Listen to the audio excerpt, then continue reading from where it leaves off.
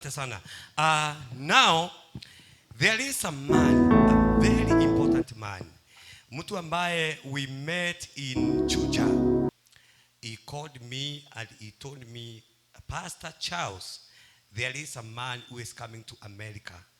And when you look to this man, wanapelekananga hivyo na our bishop. So actually many people always say that you are like a twin brother or something like that, but wanafanana kabisa. They carry the same grace. So I want us to stand up with our feet as we welcome the man of God, Bishop Ben from Nakuru. Karibu sana mtumishi wa Mungu, tunakupenda. Hii madhabahu ni yako. Utuhumbilie, utuambie vile Bwana anasema. Karibu sana. May God bless you.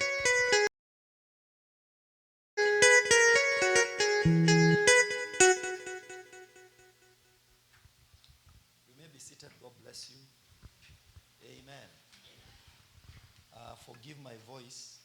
It's because of traveling issues and all that. But I will be fine. My name's Bishop Ben Nganga from Nakuru. And I thank God that I love Jesus. And I've been serving him in Kenya for many years. This is not my first time to be here. As you hear our good friend Pastor Washira say, I've been to Seattle, I think in 2022. Formerly I was a student here many years back in 2008. And I was a student in New York for a number of years. Then I went back home. So every year I find time to come and fellowship with people in the US. And this time I decided to come with my sons. You know, they have been all the time, Dad, you are going again. You'll be in US for how long? I will be there for 2 weeks. I will be there for 3 weeks. So my firstborn, since he was young, he kept on asking me, when will you go with me? And I promised him when he is 10, I will bring him. So 10 years came by and I was like, I need to fulfill my promise. I stayed again for another 2 years. I said, when you are 12, I will bring you to the US. And now he's 12. He just celebrated his birthday in January. The birthday of 12 years. So, and I told him, son, this is the time to go. And so him and my younger son, I have 4 children. I decided to come with the 2 boys. Then next time, I'm coming with a girl and the other little one. Amen. Am I not being a good father?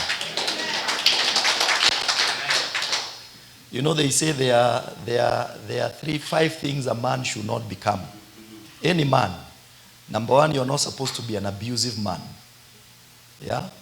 You're supposed to be good to your wife and your children. Number 2, you're not supposed to be a controlling man. You know, there are men who are very controlling. Number 3, you're not supposed to be passive. You know, men can sometimes become passive. You know, do what you want to do. I have nothing to do with that. Number 4, they say you're not supposed to behave badly as a man.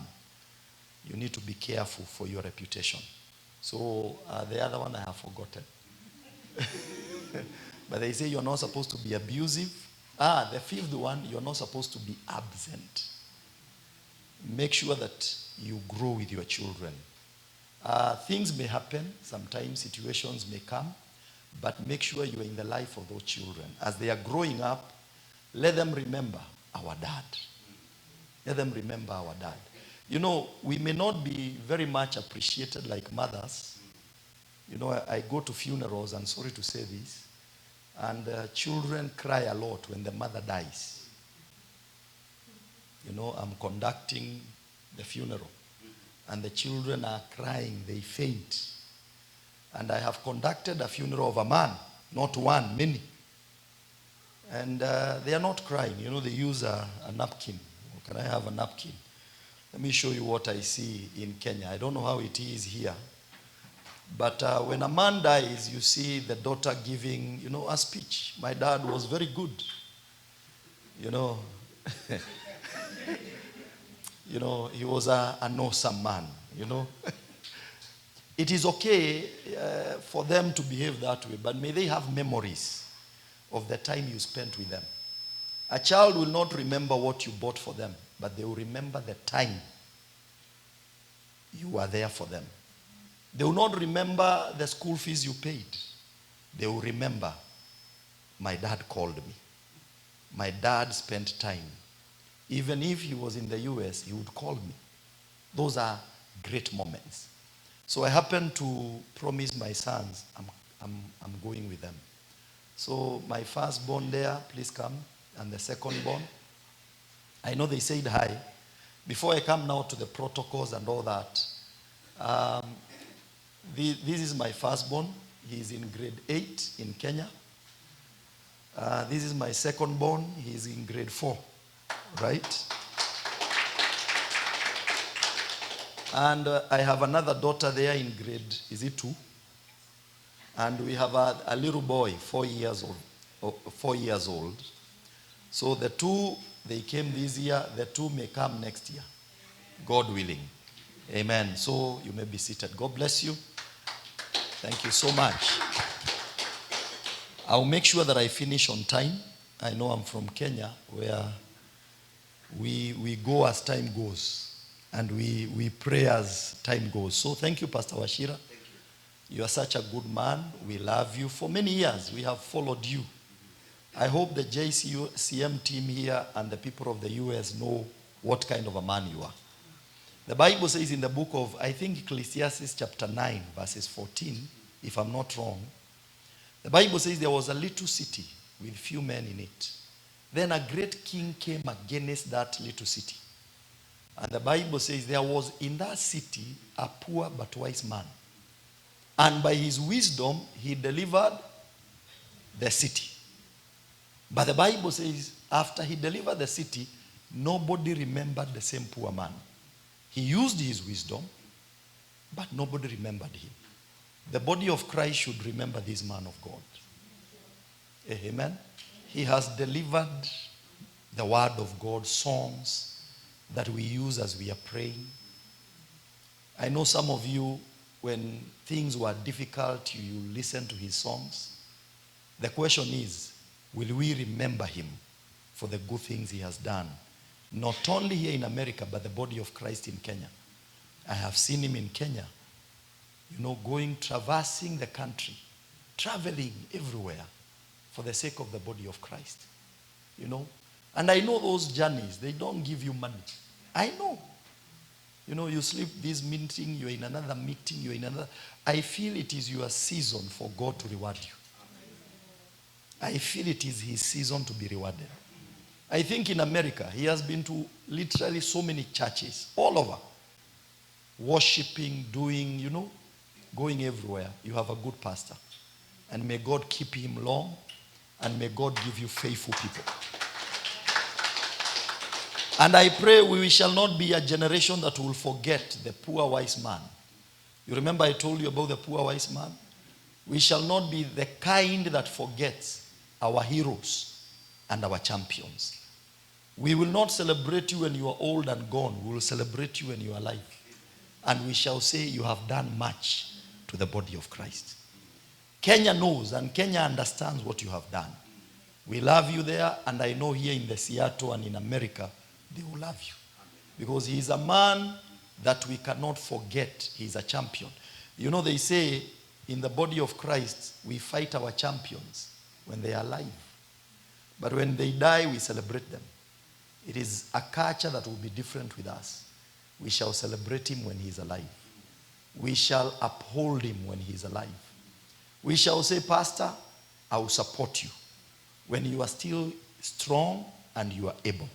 And so you have a good man of God, and I'm happy that he even invited me here, because Bishop Ben is my good friend from Kenya. And we are even preparing the consecration. We have great things ahead, wonderful things ahead. And also he sent me greetings. I hope you receive them. Do you receive your greetings from your bishop? Yes. Now, thank you for the leadership. Again, I notice you have a very good team here. And next time I'm coming, you'll have your own place. Amen. And I'm not just saying, I'm prophesying. Amen. And it shall be so easy. You shall get it so easily without sweat. A sweatless effort. May God grant you such a thing. Because there are 3 seasons in life. Number 1, there is a season of beginning.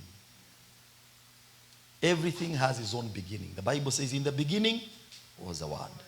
And the Bible says, do not despise the days of small beginnings. Don't despise where you are. In our church, when we began in Nakuru, I remember we were 4 of us. A very small congregation, 4 of us. And I would preach, and the 4 was my wife, my dad, and our house manager. Dad likes going out. So as I'm preaching, he will leave. I will be left with my wife and the house help. The baby will cry. The house help leaves. And there now I have my wife. And I continue preaching. And I notice the house help, the house manager is calling for my wife. So I stop the preaching. Let's first deal with the child. However, as time goes by, the church grew. And I believe JCM is growing. Amen. Nothing can stop you. As I said, in life, there are 3 seasons. Number 1, the season of beginning. Number 2, the season of transition. There is a time we transit in life. From this level to this level. From one glory to another glory. The season of transition. There is a time somebody is a boy, he becomes a man. After he becomes a man, he becomes a father. After he becomes a father, he becomes an elder. Transition. And I believe this church will go through transition. And then the last season is a season of harvest. Every one of us will go through those 3 seasons. The season of beginning, the season of transition, and the season of harvest. I believe you'll not work here in America and be empty-handed. The Lord has a way of rewarding people for what they have done. The Lord has a way of remembering you. No matter what you go through, you'll find a season where there is a reward. There is a harvest. You don't struggle anymore. You find things are just working out. Doors are opening. You don't struggle. You don't beg for doors. The doors just open. But if you're in a season of beginnings, you have to work harder. Sometimes things may not work as you wished. Sometimes things will be very difficult. But as you go on with life, there is a transition. Then after that, there is a season of harvest. Now things work out. There will be a day JCM will be running itself. You know, today I noted he is singing. He goes back to the keyboard. He is on the iPad. But a day will come when there will be so many things so many gifts that will operate in this church. And even in your life, I believe your season of harvest is coming. So keep on waiting on the Lord. Keep on praying. Hallelujah.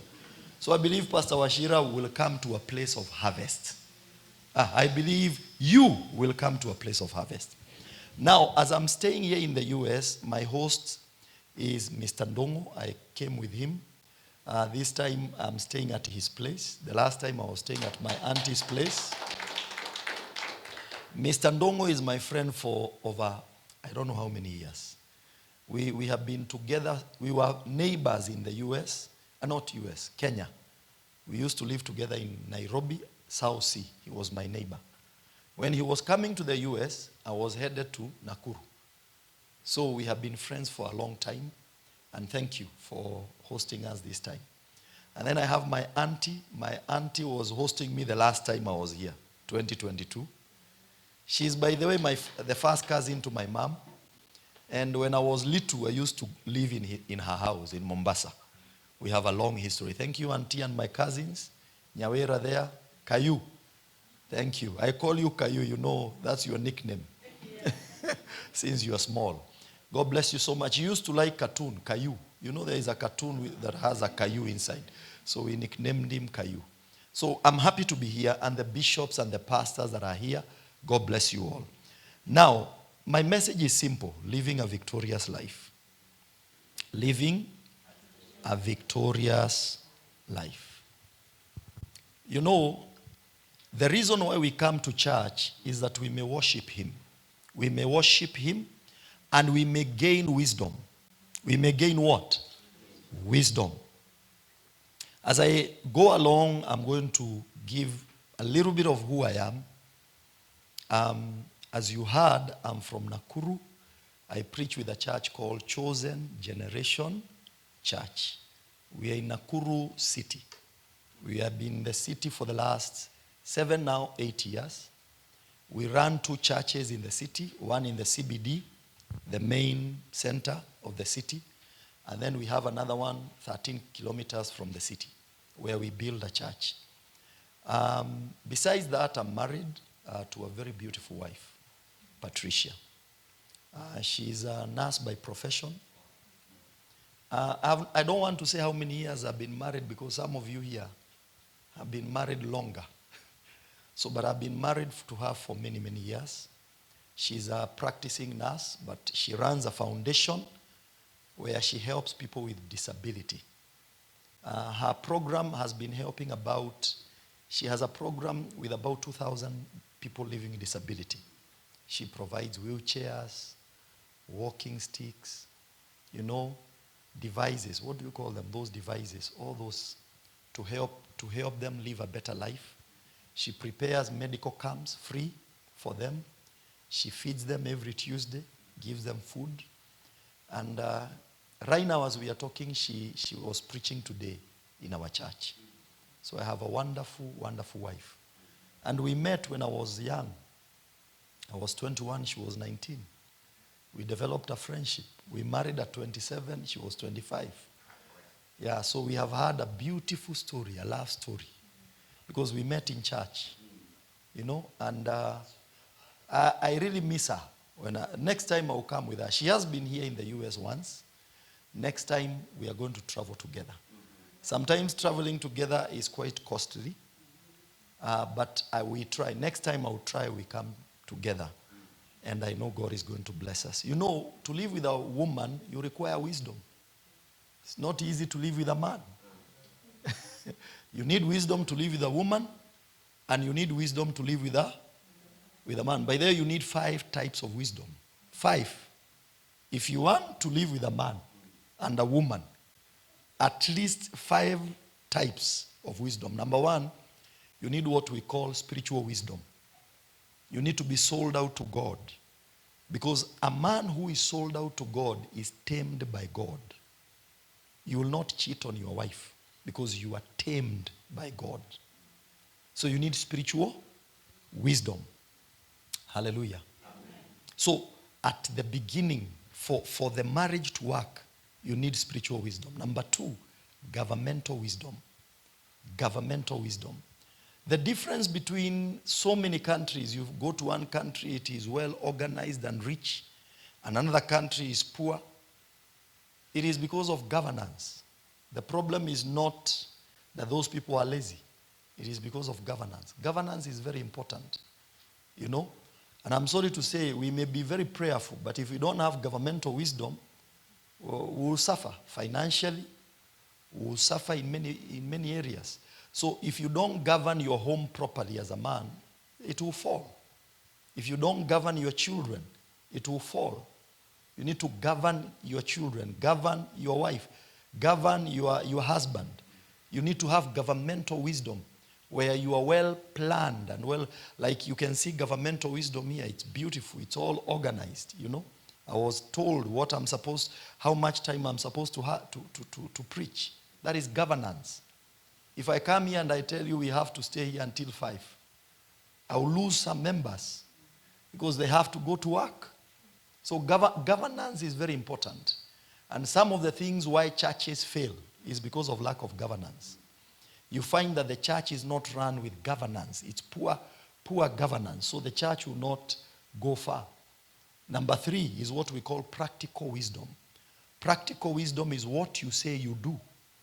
You need to be so practical with life. I see younger people on Facebook, and they are trying to advise us how to live with a wife, how to live with a man, and they are not married. You may have theory, but when it comes to practical, there are so many people who have good theory. Do this, but when it comes to the practicality of what you have said, you're not able to do it. Hey, praise the Lord. Even in America, you have to have practical wisdom. You have to live the way, there are some things, if you're not so practical, you'll fail. So practical wisdom is very key, not only in marriage, but also in the marketplace. We need to be very practical with what we say, what we do. We cannot preach wine and drink water. We cannot preach water, drink what? Wine. We have to be so practical. This church has to reach the community. We have to be very practical. Amen. I believe JCM is a church of the compassionate gospel. That is the practicality of the gospel. We can tell people we love them, but if somebody gets in here who doesn't look like a Christian, how do we handle them? I remember one day I preached to a young girl. She got born again. She came to church. She was a club kind of a girl. She didn't have nice dresses for the church. So when she got born again, she came to church the way she normally goes to the club. And I remember after 2 weeks, I couldn't see her. I called her, "Where are you?" "No, the usher chased me away." One of the women in the church told me to, I'm dressed like, I don't want to use that word. And she left the church. And I went to talk to the usher and I said, the church should be a place to attract sinners. That is where we exist. We are not just there to be holy people. We are supposed to find people who are drunkards coming in. People who go to the club coming in. When you notice a church does not have such people, it is not growing. Amen? So, and I told her, whatever you have done is wrong. Because Jesus said, I came for the sinner, not for the righteous. The Bible says, I came for the sick, not the healthy. So the practicality of the gospel, I called the lady and I told her, listen, go buy some nice clothes, but you need to come back to church. And she came back, and up to today, she's born again. We need to be very practical with love. We need to activate. The way I deal with you here as a pastor, I need to bring it to my children. They need to see the love. Some of us pastors, we are very good with members, and the members, their children have birthdays, and you appear there as a pastor. You decree and declare over those children. What about your own children when you go home? What about your own children? We need to be very practical with life. Amen? Number 4 is what we call moral wisdom. Moral wisdom. Moral wisdom will help you to live a life that is right before God. You cannot run a marriage or anything without moral wisdom. Moral wisdom, morality is important for victory in life. When you have your wife or your husband and you have moral wisdom, you understand, I need to live in a certain way. There are places I will not go. I remember one day I was invited in one of the states here in the U.S. I was preaching for a certain church. And when I got to that state, the pastor told me, now, my house is full. You can't stay in my house. So, and I asked him, where should I go? No, there is a certain lady who has, offered to host you. And I was like, where is the husband? And the pastor said, no, the husband travels around America. So he will come after 21 days. Do they have children? No. Then I go live there. What will my wife say? I requested the pastor. I know the lady wishes me well, and she's a good lady, and she's a holy lady, and she's going to heaven. But morally, it is wrong. I can't live in the same house with a lady who is not my wife. The husband is not there. When the stories are over, what will you do? You may talk about the Bible. You can't talk about the Bible for 3 hours. And I requested the pastor, allow me to sleep at the couch. Your own place, let me sleep on the living room. I don't want to stay there. The pastor was young, and he was like, no. This lady will take care of. I said, no, I don't want to go. It's not that she's bad. No, but morally, my wife will always be suspecting me. Hello, what are you doing right now? Can you put on the video call? My wife will be like calling all the time. Where are you right now? So allow me to sleep on the couch. And he was adamant, but I insisted.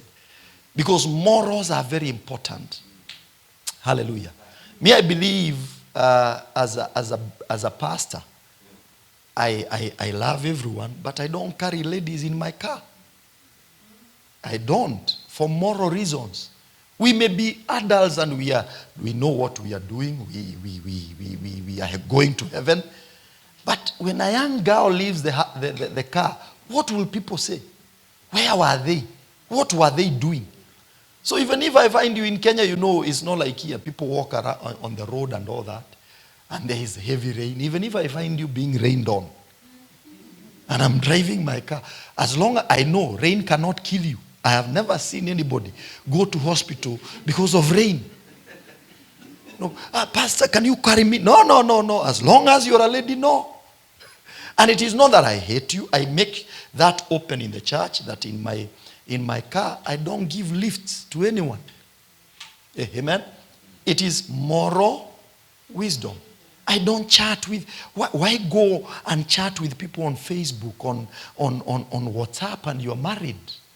And you have this password that is dangerous pattern. Zigzag, Y, Z, U, M, W. You even forget your own pattern. And the phone asks you, have you forgotten your pattern? Would you like to change? Why are you chatting with people? Moral wisdom. And the last one is mental wisdom. 5 types of wisdom that we need to walk in. Number 1, let me see if you got it. Number 1, spiritual wisdom. Number 2, governmental wisdom. Number 3, practical wisdom. Number 4, moral wisdom. And finally, mental wisdom. You need to improve your mind. You need to go to school. There is nothing wrong in going back to university. Improve yourself mentally. Don't be left behind by technology. Improve yourself daily. Go do a certain course somewhere. Improve you may have gifts and talents, but they need to be sharpened up. Go back to university. Go back to school. Some of us, we may be comfortable where we are, but mental wisdom is very important. You need to grow your mind. Hallelujah. You need to improve yourself. You need to develop capacity. You need to grow yourself. Hallelujah. You need to be reading a certain book to grow your knowledge in a certain area. Knowledge is important. Continue growing. Continue building yourself. Because you cannot know everything. You have to build yourself. I know sometimes you may reach a point and you feel, where I am, I'm okay. But continue reading in your area of influence. Continue empowering your mind. Because mental wisdom is very key in our generation. Praise the Lord. May you not be left behind. May you not become irrelevant in your generation. I refuse to be irrelevant in my generation. I need to be smart. I need to be wise. I need to know where the world is going. But there is a mistake. You may come to a place where you're not improving yourself until you become irrelevant in your generation. That is why I study some of the things the younger people are doing in my country. I try to understand their language. Unasikia mtu anasema na kulombo tov. And you're like, hey, kulombo tov ni nini? Nimeshimbi tinga. I'm like, hey, umeshimbi tinga? Sasa kushimbi tinga ni nini? That's the language of their generation. So I learned to hear some of those words. I sit down with those young men to understand where they are at in life, so that as I'm preaching, they can open up their hearts when they hear me speak their language. So when I go to these big universities in Kenya, before I preach, I say, Nawalombo tov jo. That alone opens up their hearts and they listen to me. So you need to improve yourself every day. You need to learn new cultures. You need to understand human anthropology. How does human behave? How do people behave? Build your capacity. Build your mind in the name of Jesus. We are going to build ourselves. The reason I came to the US as a student, I came to do a lot of building my mind. Building, benchmarking, exposing my mind. There are things I do today and I learn them from here. Amen. There are projects I do in Kenya and I got them from Here, it is okay to learn. It is okay to improve yourself. Now, for the few minutes that I have, I want us to read from the book. Let me give you the scriptures that we are going to read from. And I know you will be blessed. At least some people have gotten the message. Hallelujah. 3 seasons of life. The season of beginning, number 2, transition, and then the season of harvest. Those are the 3 seasons in. And right now in JCM, you are the season of beginning. Amen. Yeah, when you are beginning something, the Bible says, in the beginning was a word. Yes. So you need to release words. We are making it in life. Amen. In the beginning was a word. The word will keep this church. Amen. And then number 2, don't despise the season of. You don't even have to explain to people what you are going through. It is a season of beginning. There are challenges of beginning. But that does not mean that is how it will be. I see what you're doing, Pastor, here, and I see you in the future. You look much more better than you are right now. You'll have such a big building, such a wonderful congregation, such good, wonderful things. That season is coming. But where we are, we continue praising God. We continue lifting him up. Now, living a victorious life. Living a victorious life. 3 points, and I'm done. For you to live in victory, there are 3 major things you need to do. 3 major things in life. For you to live in victory. I refuse to live a failed life. I refuse to live a broken life. I refuse to live a defeated life. I'll just give you 3 points and I'm done. And then we pray. Number 1, for you to live a victorious life, you need to put authority in your words. Let's go to the book of Mark 11:23. You need to put authority in the words you speak. What you say is very important. There are so many people who are living a depressed, sad life because of the way they speak. Since you came to America, some of you who are from other nations, since you came to this country, how do you speak about USA? How do you speak about Seattle? What kind of words do you use? Oh, this country is difficult. Oh, this country is depressing. Oh, when we were at home, we used to eat ugali. You are not at home. Eat what is here. Oh, when we were at home, we used to eat githeri. You are not at home. You are here. Eat the pizza and the burger. Yes. Oh, when we were at home, you remember how we used to go around the fire? The Israelites will say, we will not sing the songs of Zion. Oh, yes. We will not sing them because we are in Babylon. You need to speak well. You need to put authority in your words. You need to release words of victory. The Bible says in the book of Mark chapter 11 verses 23, for assuredly I say to you, whoever says to this mountain, be removed and be cast into the sea, and does not doubt in his heart, but believes that those things he says will be done, he will have whatever he says. Mark 11:23. There is one thing I have come to learn from the Bible. Most of the people that worked with Jesus and Jesus performed miracles in their lives, it was all about what they said. Jesus would say, I have not seen this kind of faith even in Israel. Just because somebody made a statement. What you say is very important. You remember the woman that came to Jesus and said, please heal was it my daughter or my son? My daughter. Yeah, right? And Jesus said, I cannot give children food to dogs. But the woman said, even dogs eat of the crumbs that fall from the table. And Jesus said, I have not seen this kind of faith even in Israel. What is important? How you talk is very important. You cannot live in victory without putting authority in your words. That is what the Bible says in Mark 11:23. Assuredly I say to you, whoever says to this mountain, whoever does what? Say. You need to say something. Yeah.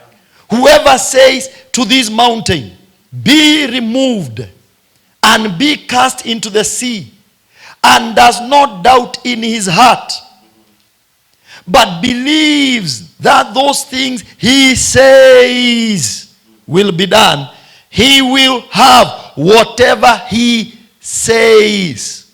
The word say there 3 times. Whoever says to the mountain, whoever believes what he says, and whatever he says. So what are you saying? What are you saying? I used to tell my son, I will take you. One day, when I'm going for my missionary work to the USA, I will go with you. I kept on saying that. I kept on saying it. I kept on saying it. It performed a miracle. It created a miracle in the atmosphere.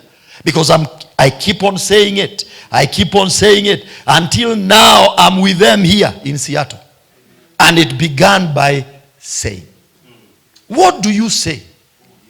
How powerful are your words? Put authority in whatever you say. Praise the Lord. What you say will determine where you'll be in life. I repeat again, what you say will determine where you'll be in life. I heard you say, we are looking for a property. We are buying a property. It will be done. Because what you say determines where you'll be in life. Your words guide you where you want to go. What you say. What you say. I remember when we go to the Nakuru, I used to say, we shall not buy a plot in Nakuru. We shall buy land for the church. I continued saying that. We shall never buy a plot. You know, in Kenya there are plots and there is land. Plot is 50 by 100, a small space. Land is more than an acre. It's a big space. And I kept on saying, and I remember one preacher said, can't you first buy a plot before you say land? But that's you. Continue saying what you want to say. I have my own life. I will believe for great things. I know God will give me land, not a plot. What you say will come to you. And today as we are talking, we got a land, a big land. And we build God a church there. Because what you say will take you where you need to be. What you say determines where you'll be in life. Number 2, the quality of your life depends on the quality of the words you speak. I repeat again. The quality of your life is determined by what the quality of the words you use. Amen. Concerning your life and your family. Every time I say, my children, you're blessed. Every time I say, my wife, you're a Proverbs 31 woman. You're like a merchant ship. You'll go abroad and bring things to this country. You continue saying it. The quality of the words you use will determine the quality of the life you are going to live in. If you have quality words, nice words, I'm blessed, I'm healthy, I'm strong, I'm making it, it shall be so in your life. So what you say is very important. The quality of your words determines the quality of the life you're going to live. How do you live a victorious life? Say it. I'm victorious. I'm making it. I'm blessed. Oh yes, I'm going places. Hallelujah. Proverbs 11:11 says, by the blessing of the righteous a city is exalted, but by the words of the wicked it is overthrown. Proverbs 11:11. So what you say concerning where you are living will determine if you will drink the milk of that place, the honey of that place, or you shall eat the bitter of that place. 2 people said, the land we are going to is a good land. There were 12 spies. 2 said, we are going to a good place. 10 said, it is a bad place. It swallows the inhabitants. We were like grasshoppers before the giants. The 2, Joshua and Caleb, entered the land. They ate from the good of the land. They drank the milk of Canaan. They drank the milk of Canaan. They ate the honey of Canaan. What are you saying about Seattle? What are you saying about USA? Stop comparing this country and another nation. You are in the right place. It is a good land. It is a large land. It is a land flowing with milk and honey. And when you declare that, so shall it be in your life. Amen. I say, I'm not a complainer. Yes. I will not murmur when others are murmuring. Oh, yes. I will not complain when others are complaining. Oh, yes. Oh yes, I've been given a good place. My job is a good job. Whatever I do every day will bring blessings to my life. I refuse to curse what I'm doing. I refuse to curse the work of my hands. Every day, this job is good. This work is good. The clients are good. You change them by what you say. Hallelujah. In Kenya, people started complaining the economy, everything is bad, things are not working out. I say no, Kenya is good. A land of milk and honey. There is a reason why God put me here, and I shall drink the milk, I shall eat the honey, because this is a beautiful land that God has given me. Number 3, words are not hindered by seasons or barriers. If you speak words, they cannot be hindered by seasons or barriers. Listen, by your words, you consistently walk into victory and success. Every day, I'm blessed. My children are blessed. Hallelujah. Hey, things are working out for me. Oh yes, I'm healthy. I'm strong. I am not a sickly person. I refuse to die before my time. I'm living to 100 years. Do you know, the more you speak it, your mind is... Your body is set. Your mind is set to live long. Oh, you know, I feel like I'm dying. You know, I feel like I'm sickly. I feel like things are not working for me. Then depression sets in. I refuse to be sad. Can you refuse to be sad? Have you met people who are very sad in life? They are very sad. Very sad. You see how they walk. You see how they talk. You see how they handle people. Very sad. I had a teacher when I was in high school. She was very sad. She had a problem with the husband. They separated. And then she would come to class, abuse us, treat me very badly. One day I asked, why is this lady, our teacher lady, why is she mistreating me? Then one of the teachers said, you look like the former husband. You look like the former husband. You know, you are tall like him. You are brown like him. That's why she doesn't like you. She was sad in life. Why are you sad? Can you turn to your neighbor, ask them, why are you sad? Just because you work for 24 hours. We are not the ones who made you work that long. Why are you sad at us? Just because you lost some money. Why are you sad? I refuse to be sad. Can you declare, I refuse to be sad? Oh, I'm full of joy. The joy of the Lord is my strength. I say again, the joy of the Lord is my strength. I will be joyful wherever I go. Yes, when people are around me, they will enjoy my presence. Do you know some of us, when people are around us, they don't enjoy us. I refuse to be that kind of a person. Somebody is like, when will I leave this guy? When will I leave this place? Do you know, have you ever been with people you are eating and the way they are treating you, the way they are behaving, you are asking, when will I finish my food and walk away from the presence of this person? Because they are sad. I refuse to be sad in life. I say again, I refuse to be sad. Yeah, I don't know how things are not working out. Every day you are, even on the road, you are hooting, throwing hands at people. What is wrong with you? Be full of joy. The joy of the Lord is my strength. So number 1, for you to live in victory, you have to put authority in your words. Put authority in your words. Number 2, the second point, very quickly. Hallelujah. Matthew chapter 9 verse 20.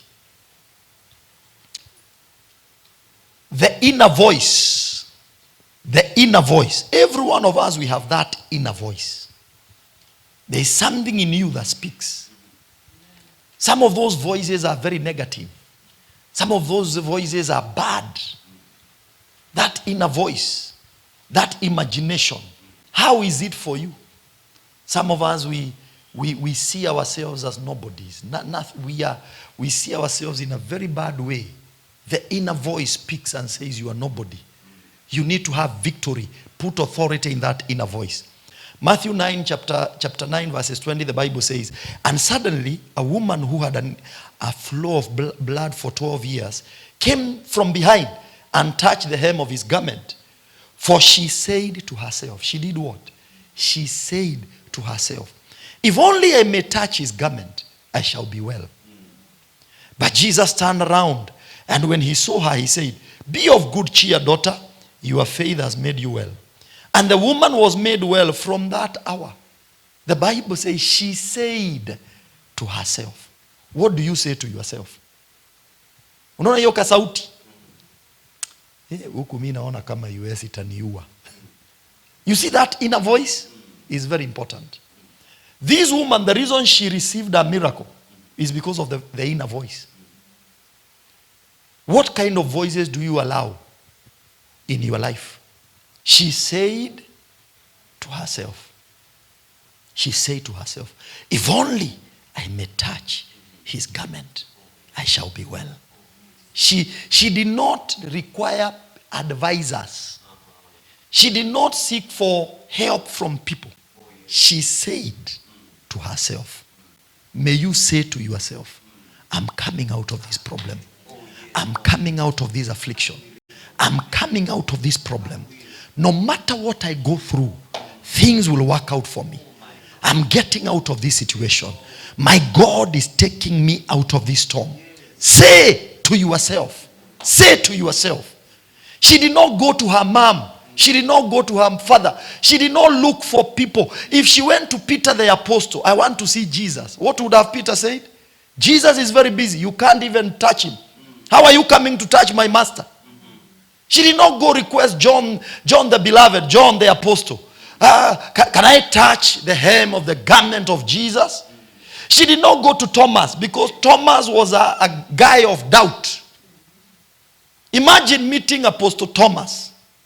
Can I touch his garment? No. What is there in the garment? There's nothing. What if she went to Judas? The one who betrayed Jesus? Judas would be like, can you pay me before you touch Jesus? But she said to herself, listen, if nobody believes in you, believe in yourself. If nobody is supporting what you believe in, believe it yourself. If people are fighting all around and opposing you, believe in yourself. Say to yourself, I can do it. Say to yourself, I'm going to make it. Say to yourself, I'm breaking through. Things are working for me. Say to yourself, if there is nobody to encourage you, encourage yourself. Encourage yourself. Every morning I'm making it. Every morning I can do this. Every morning things are opening for me. Every morning I'm getting my breakthrough. Every morning I'm blessed. Hallelujah. I remember when I went to start a church in Nakuru, some people say there is a new boy in town. There is a new boy in town. But that is what they believe. They believe I'm a small boy. But I say to myself, I'm a prophet of God, a servant of God. I'm called by God. Things will work out in this place. Things will work for me. People said, who is he? Who does he think he is? But I said to myself, if you want to live a victorious life, don't wait for people to encourage you. Don't look for happiness from people. Speak it from within. Oh yes, you don't need anybody's assurance of your giftings and your abilities. Every day say, I'm able. I can do this. I can do this. No matter what I'm going through, I can make it. No matter the situation around me, I'm breaking through. No matter what is happening around me, things will work out for me in the name of Jesus. Amen. The devil comes and tells you, listen, you are not doing this. I have made you a prisoner. Say to yourself, I'm not your prisoner. I'm free. Do you know you are superior to the devil? You are superior to the devil. Yes. But some of us, we think the devil is this big guy. The demons are these big things that will fight you. Say to yourself, I'm superior to devils. I'm superior to these problems. I don't know. I don't know what I'm going through, whatever I'm going through, but I know I can make it. I believe in my dream. I believe it can be done. I believe this thing is going to work out. Hey, praise the Lord. Amen. I remember during COVID, Pastor Washira, as I'm winding up, we had problems in Kenya and everywhere in the world. And I purposed, because I had scheduled in our church program that we shall build our church. And I had a day when I had called many visitors, many people to come raise money so that we may build the church. Then COVID hit. You had this big fundraising. I had even prepared the groundbreaking. You know, I had to bring that, what do you call the caterpillar ili ya kuchimba hivi? You know that thing that digs. I had prepared everything. Nothing, everything was closed. And I told my wife, you know something? The world may be closed, but the programs of God should continue. I will not bring people now. I will go with a djembe. What do you call a djembe here? Forklift. Foko djembe, you know. I will launch the program alone with a few who will be there. And I went with a djembe, you know. I went to the land which we had bought. And I had expected many visitors and people to bring money. And then I went there and I said, I'm launching this program. We were only about 10 of us. And I said, I'm digging here to declare we are starting the building of the church.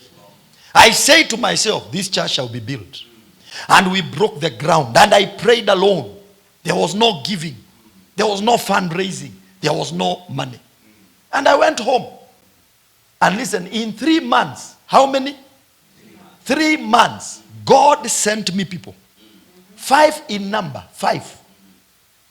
One said, every man who will be working there on that ground, I will pay. Then the other said, I'll bring this. I'll bring this. In 3 months, we built a church without loan, without debt, without anything. Because God was working through the words of saying, it can be done. I believe you shall do it. Oh, Bishop, where I don't have enough income. It is not about the income. God can bless you without money. He can do things that are greater than your income. The God we serve can bless you without money. He does not need the American dollar to bless you. He can bypass the American dollar and give you what you need without you sweating for it. I should hear a better amen. Some of you may pray, oh God, give me a house. I need a house. Give me money to buy a house. What if God gave somebody, instructed somebody to give you a house? It is possible. It can be done. I remember one lady who came to the US, and I don't know if you have read her story. She came here, worked, and eventually she was taking care of this old lady. And the lady had no relatives. And as she was about to die, she wrote on her will, all my properties belong to this young lady from Kenya. From Kenya. Within 2 years, she owned a home. Within 2 years. She didn't have to work for it for 30 years. 2 years, she had a home. God can bless you without money. I say God can bless you without money. I see my time is over. I could have given you one more point. But can I give one, only 2 minutes, just the last one? The last one. Amen. So number one, we said, for you to live a victorious life, you need to put authority in your words. Number two, you need to put authority in your inner voice. Change the way that voice speaks to you. Number three, the last one, you need to get right with God. For you to live a victorious life, you need to get right with God. You know, some of the kind of some kind of life that we live is not proper before God. You need to align yourself to God. You know, Pastor, there are 4 dimensions every believer lives in when it comes to serving God. Number one is we have the anointing, we have the gifts, we have the grace, and the fourth one, the presence of God. There are people who operate through a gift. They operate through the anointing. They operate through grace. But they don't operate with the presence of God. The presence of God is very important. I tell the pastors that I'm training. You may be anointed. You may have the grace. You may have the gift. But you need to carry the presence of God. JCM should carry the presence of God in Seattle. Hey, praise the Lord. And you cannot carry the presence of God if you're not right with Him. There are things we need to correct in our lives. We live in a generation that believes in the anointing, celebrates gifts, celebrate graces, but a generation that does not want to live right with God. They want to continue living a lifestyle of sin. There are things we have to change. The Bible says, do not wash the out. Yeah? There are people who wash the outside of the cup, but they don't wash the inside. The Pharisees. You need to go to a place of getting right with God and telling God, there are things in my life that need to change. There are sacrifices I need to do concerning separation. Amen? There is a lifestyle I have to change. Because listen, after this life, we are headed somewhere. Eternity. How will you, when you leave this world, how will you live? It's very important.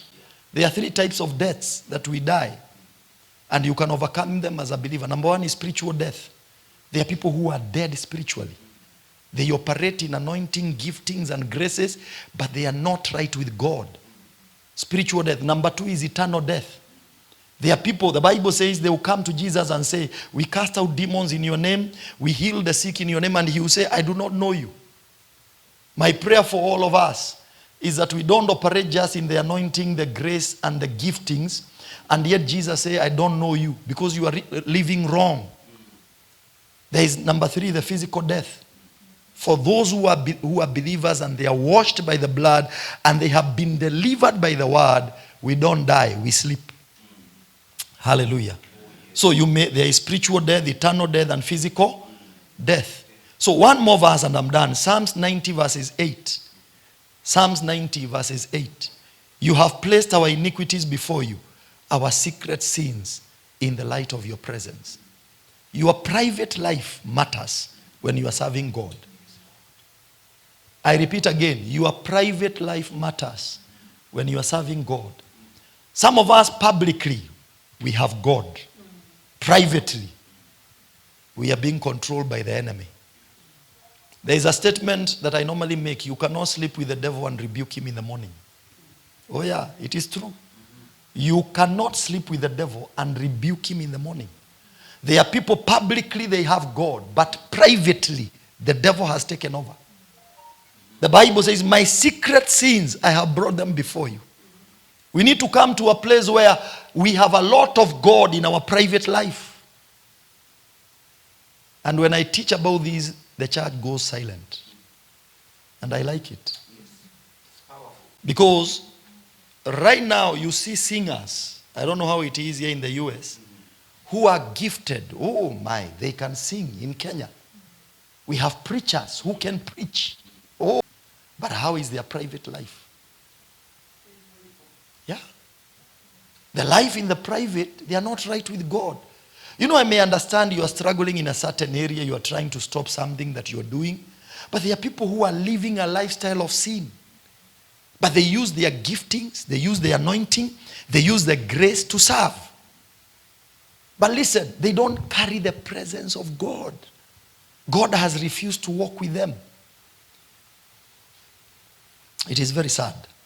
May we have God in our private life. The strength of a man is not in the public. It is in the private. The strength of a man is not in the public. It is in the private. How is your private life? Is God there? I say you cannot sleep with the devil and rebuke him in the morning. May you overcome the enemy in your private life. That in the public also, you'll walk with the presence of God. God is looking for people who can minister to him through holiness and righteousness, through purity. Oh yes, we need to allow purity in our lives, to live a pure life. The gift will not take you to the Father. The anointing will not take you there. Samson had it. He could carry a gate. David had it. So you can operate and do great things here in life. But your private life is key. As I wind up, and I'm giving over now the microphone. I have spoken so many things. But there are 3 types of ministry any believer should serve in. Number 1 is what we call ministry to the people. Ministry to the people. We are supposed to serve the people. We are supposed to minister to the people. Number 2 is what we call ministry in God's work. We are supposed to come and offer ourselves to sing, to play the keyboard, to do clean up and do all that, organize meetings. There is ministry in God's work. And number 3, there is ministry unto God. Ministry unto God. And most people don't go there. They may minister to the people. They may minister in his work, but they don't have the right fellowship with the Father. Ministry unto God requires holiness. That one you don't go to God to use your anointing on him or your giftings. He doesn't need my anointing. What I can serve him with is my holiness and my purity. So many people are serving God in 2 areas. They serve the people, they do the work of God, but they don't have time. Mary sat down where Jesus was. Martha was busy. Mother was busy. She didn't have time to come sit at the feet of Jesus. May we sit at the feet of Jesus so that he can train us to be holy, train us to be righteous. And without holiness, nobody shall see God. So for you to live a victorious life, let your public life be aligned to your private life. Private life.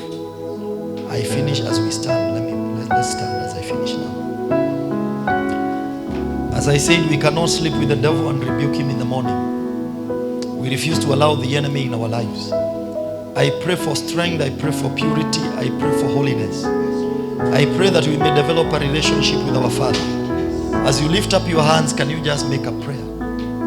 Make one prayer as I hand over the microphone. Just make one prayer. That, oh God, sanctify me, cleanse me, purify me, make me the vessel of honor in my generation. Make me a vessel of honor in my generation. I want to serve you in purity. I want to serve you in holiness.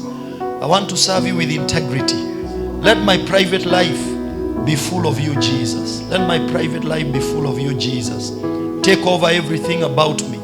Use me, my Father. One day, when I leave this earth, I want to meet you face to face. Jesus, take over, take over. Cleanse me of every wrongdoing. Sanctify me, O God. As I minister to the people, as I minister in God's work, may I also minister unto you, O God. Somebody pray. Somebody make that prayer. I feel there are some people here who are saying, oh God, help me, help me, help me, help me in my unbelief. That word is changing somebody's life here. There are people who are very frustrated, but when you have come to this service, you will be a different person. After leaving this service, you will be a different person. Something has happened to you today. Something has happened to you today. As you lift up your hands, I declare, let the power of the Holy Ghost take over your life right now. I release the grace of God upon your life. The grace of holiness. Oh yes, the spirit of purity and holiness. And the spirit of ministering to God. May you receive the miracles you need. Whatever you are going through, we release doors of opportunity. Receive the miracle of healing and deliverance in your body. Receive the miracle of progress in the name of Jesus. Receive the miracle of becoming the deliverer of your family. May the Lord use you to deliver those that are from your family. May you become a light in your own home. May you become a light in your own family. In your father's house and in your mother's house, you will be a deliverer in the name of Jesus. I decree, as we put authority in our words, may our lives change. We declare where we live, we are blessed. What we do, we are blessed. In Jesus' mighty name we pray. As I give over the microphone, maybe you are there, you want to give your life to Jesus. You want to get right with God. I came here, but I'm leaving by Friday. I'm going to another state. I would like to pray with you. Is there somebody like that who says, I want to get right with God. I want to change my life. I want to call you here. Altar call is altar call. There is no shame to say, God, help me. Is there somebody like that who says, I want to get right with God? I want a change of my life. Is there anybody like that? May the blessings of the Lord rest upon you. May the milk of this country and the honey of this country rest upon you and come to your home. May this land produce for you fruits. May this land produce for you good things. May you be protected from accidents and incidences. The devil will never touch your body. Your blood will never be shed on the highways and the roads of this country. You will not die. You will live to glorify the name of God. The diseases that are killing people will not come near you. May Job 5:19 be your portion.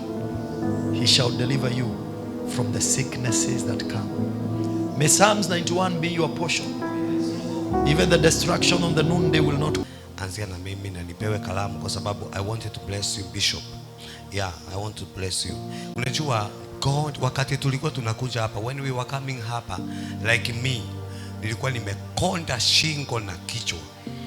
Lakini sasa God has blessed me. Now I can bless you. You have come from Kenya. Now I can bless you. You are watching Pacific Waves Television USA, a place of nourishment.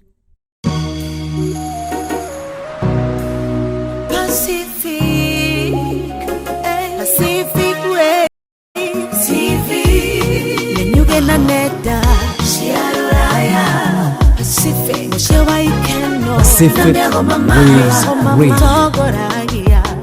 Ayage makaro merera Pacific Waves TV.